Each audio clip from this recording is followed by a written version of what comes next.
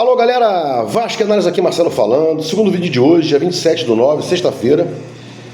Amanhã, sábado, domingo tem jogo aí contra o Cruzeiro. E quarta-feira contra o Galo. Primeiramente Brasileirão, depois Copa do Brasil. É praticamente um campeonato mineiro. Vasco contra o Cruzeiro e depois Vasco contra o Galo. Brincadeiras à parte, qual vai ser o jogo, qual vai ser o Vasco que vai jogar contra o Cruzeiro? Qual Vasco? Por exemplo, do primeiro tempo contra o Palmeiras, apático, dominado, ou no segundo tempo também contra o Palmeiras, um time mais ousado, dominando as ações, subindo as linhas, muito bem com o Emerson Rodrigues depois da saída do Ryan, depois também com o Coutinho, da entrada do Coutinho. Qual será o Vasco? Esse aí, prefiro que seja esse, contra o Palmeiras. Mas o Palmeiras fez 1-0 e deixou o Vasco jogar, ficou na transição e tal, estava sem ser o melhor jogador. Não importa, o Vasco tem que jogar, ou tentar jogar, né? Como se fez no segundo tempo do jogo Vasco e Palmeiras. E não tão apático como fez aí contra o primeiro tempo contra o próprio Palmeiras. Foi apático, ridículo, né? Terrível. Então, Emerson pela direita e não Ryan.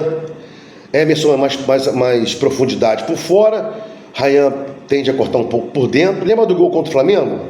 Tenta puxar um pouco mais por dentro, o Ryan, prefiro o Emerson, né? O David pela esquerda, também por fora. Nós não temos pontas por dentro, que jogam por dentro, como o Adson pela direita. A gente não tem pela esquerda, então nem tem pela direita. O Adson está fora, só ano que vem.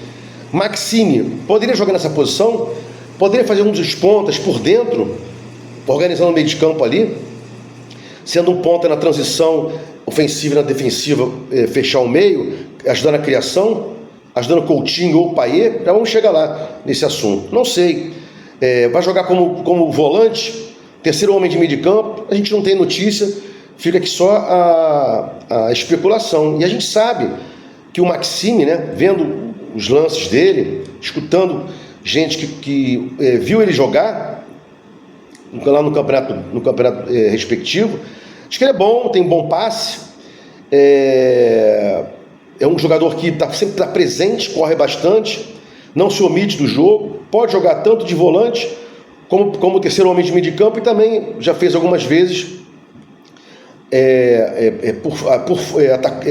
ponta, mas jogando por dentro, como fazia o Adson, né? Então vamos ver o que o nosso amigo Paiva vai organizar aí. O que a gente tem que fazer é preencher o meio de campo, não tem jeito. Temos que preencher o meio, não dar aqueles vazios, né?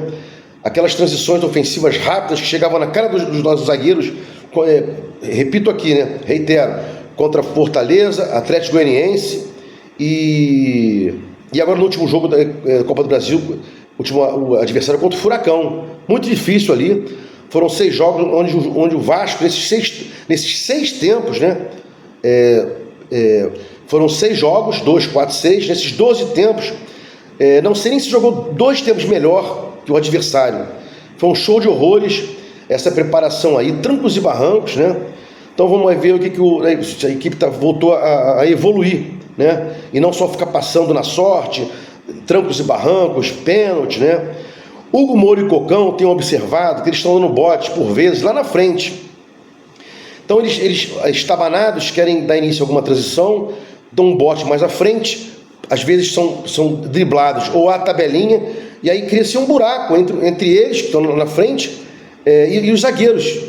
E a transição ofensiva do time adversário vem na cara deles, na cara do Michael e do Léo, né? Que já não são fortes na marcação, o Léo não é tão forte, o Michael é lento, então fica complicado, né? Acho que os pontas, ou quem joga pelo meio de campo, tem que fazer mais esse primeiro bote, deixar para o Hugo Moura e o Cocão mais a retaguarda e deixar o Michael e o Léo mais tranquilos na área. Não forçar o Léo e o Michael saírem para dar o bote. Contra o Palmeiras, a gente viu o Léo e o Michael saindo para dar o bote fora da área, né? E dando espaço para quem entrava por fora. Várias vezes o Michael saía, o Léo saía e criava-se um espaço, né? Nas costas desses zagueiros, quem vinha por fora para esse espaço criado, né?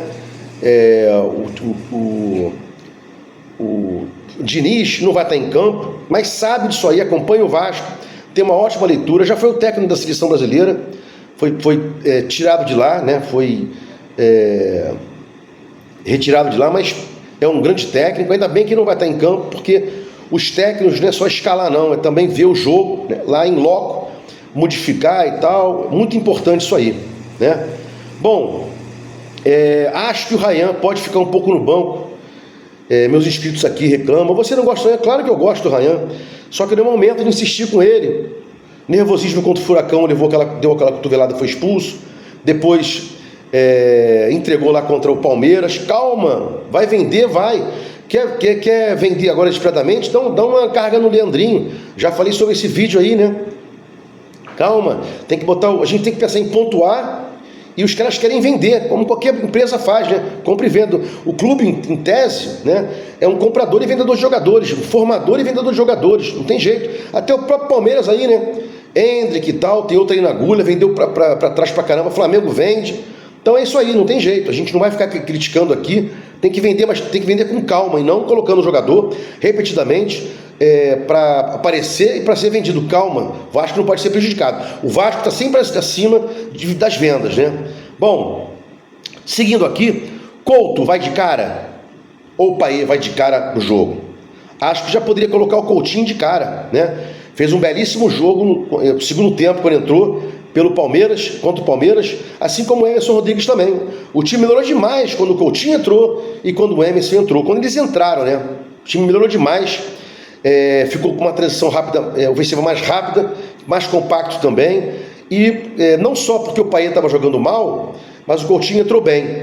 Então tem aquele negócio, Coutinho está jogando melhor quando ele entra no segundo tempo, e o Payet também, não sei, eu não vou ficar aqui conjecturando, não é do meu feitio, mas acho que o Couto podia entrar direto aí, e o Payet no banco.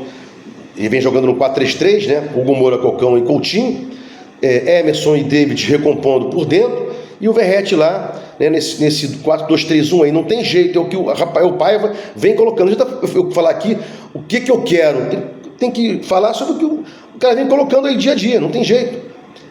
Comentário tem que ser feito dessa situação.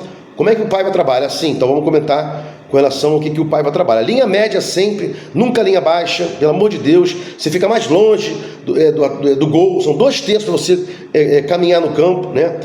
Mas o gol contra o Flamengo saiu do primeiro terço, né?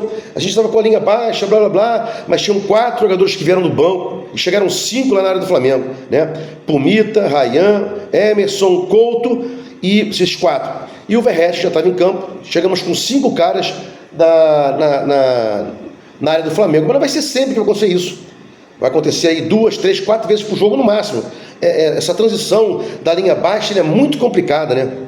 E depois você sobe os caras para retornar a marcação, é complicado, né? O Vasco vai tentar jogar, vai ficar com linha média, vai transição ofensiva, vamos ver.